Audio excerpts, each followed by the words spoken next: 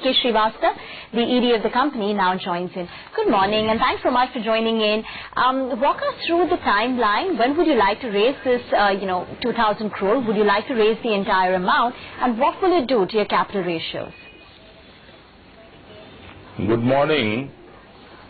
This plan which we have put up to the board for raising 2,000 through QIP is a plan which we are trying to raise in the current quarter or the next quarter. Within these 2 quarters we will be raising, and at present our capital adequacy ratio is 10.54, which is much above the requirement from the Basel III point of view, which is 9%, and the whole plan has been put up to the board, and board has approved 2,000 raising through QIP, another 1,800 through Tier 81 bonds, and 1,750 to Tier 2 bonds. All these 3 raising of the capital will be completed within next 3 quarters, and next March, when we close our financials of 15-16, our capital adequacy will be more than 12. Precisely, it will be 12.50. Okay. Mr. Srivastava, so this total of almost 5,000 crores, 2,000 crores of QIP, 1,800 of Tier 1 and 1,700 of Tier 2 bonds, will that be sufficient for your capital requirements, or do you have more capital requirements?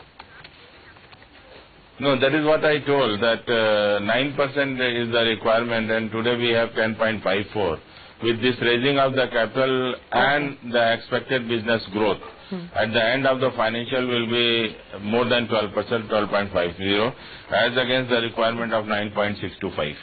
Are you expecting any fund infusion from the government in FY16 from that 7,900 crores odd that was allocated, and if yes, how much? See, last year government has given us 460 based on certain performance parameters, and our performance parameters are as strong as it was last year, one of the best in the industry. So definitely I am hopeful that government will be able to infuse, but we have not accounted for the government infusion. In fact, we have not accounted for the profit, accumulated profit, which will be adding to this capital. That will be around 1,500 crores. So that will be also added to the capital, and after that the capital base will be around 12.50% in terms of Basel. Okay.